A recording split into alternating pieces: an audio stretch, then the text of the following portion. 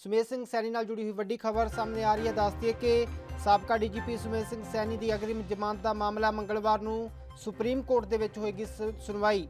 सो मुल्तानी मामले के फरार चल रहे हैं सुमेध सिंह सैनी। दस दिए कि पंजाब हरियाणा हाई कोर्ट के उन्होंने वालों दो पटीशनां पाई गई सन, जिसनों कि मानयोग हाई कोर्ट वालों खारिज कर दिता गया सी, जिस तो बाद उन्होंने सुप्रीम कोर्ट के पटीशन पाई सी, पर उसके उत्ते भी ऑब्जैक्शन लगी सी। उस तो बाद दोबारा जो पटीशन उन्होंने वालों पाई गई है उसकी मंगलवार को सुप्रीम कोर्ट के सुनवाई होएगी।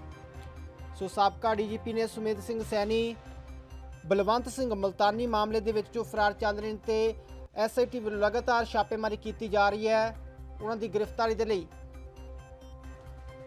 सो दस दिए कि साबका डीजीपी सुमेध सिंह सैनी की अग्रिम जमानत का जोड़ा मामला है, सो मंगलवार को सुप्रीम कोर्ट के सुनवाई होएगी इस मामले ते।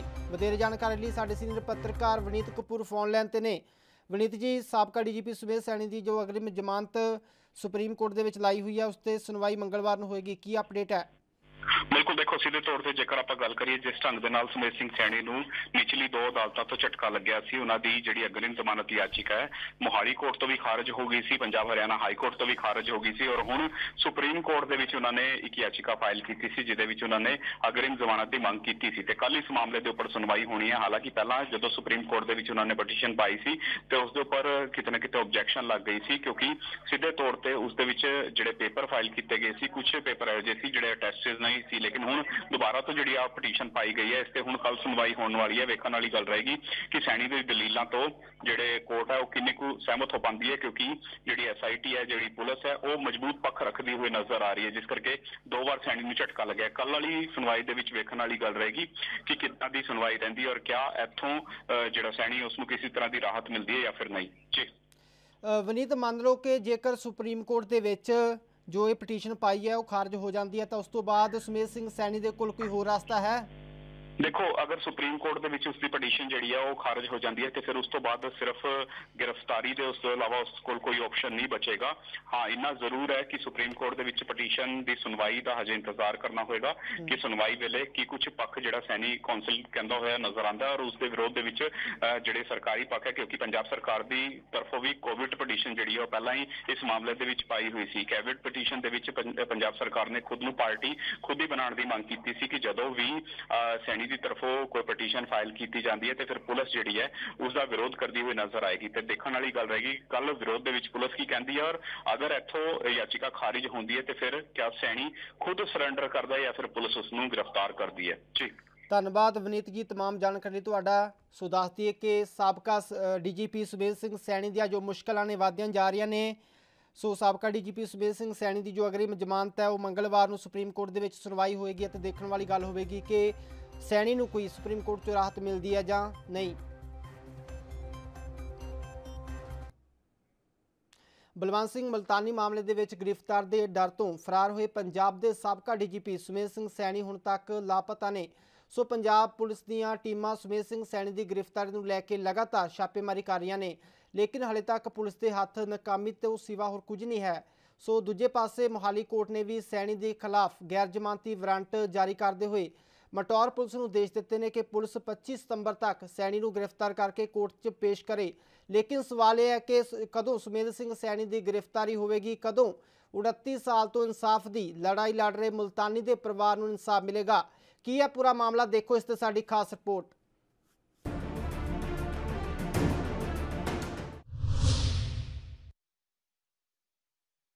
दरअसल मामला सन 1990 का है, जिस दौरान सुमेध सिंह सैनी चंडीगढ़ के SSP सन। 1991 च उन्हां ते एक अतवादी हमला होया। उस हमले च सैनी के सुरक्षा च तैनात 4 पुलिसकर्मी मारे गए, जबकि सैनी इस दौरान जख्मी हो गए। उसे मामले च पुलिस ने सुमेध सैनी के आदेशों ते साबका IAS के पुत्र बलवंत सिंह मुल्तानी नूं गिरफ्तार किया सी। पुलिस ने मुल्तानी नूं हिरासत च रखिया अते फिर बाद च कहा कि वह पुलिस की गिरफ्त तो फरार हो गया। लेकिन मुल्तानी के परिवारक मैंबरां ने इल्जाम लगाया कि बलवंत सिंह मुल्तानी नूं पुलिस ने उसके घर तो अगवा किया सी। पुलिस कस्टडी च लैके उसनूं 3rd डिग्री नाल टॉर्चर दिता सी, जिस च मुल्तानी की मौत हो गई। जिस दे बाद सुमेध सिंह सैनी अते होर पुलिसकर्मियों ने मुल्तानी की लाश नूं खुर्द-बुर्द कर दिता सी। इस मामले च सैनी सहित होर पुलिसकर्मियों के खिलाफ मटोर पुलिस स्टेशन मोहाली विखे हत्या ते ਹੋਰ ਵੱਖ-ਵੱਖ ਧਾਰਾਵਾਂ ਦੇ ਤਹਿਤ ਮਾਮਲਾ ਦਰਜ ਕੀਤਾ ਗਿਆ ਸੀ। आदमी इनोसेंट लोगों को टेररिस्ट डिक्लेयर करवाए, झूठे कागज़ प्लांट करके ऐसी हैवानियत भरा टॉर्चर करे जैसा उसका सामने आया है, उससे तो यही चीज़ साबित होती है कि उसका कभी कोई लॉ नाम की चीज़ पे विश्वास था ही नहीं। उसको सिर्फ यही पता था कि सिस्टम को कैसे मैनिपुलेट करना है।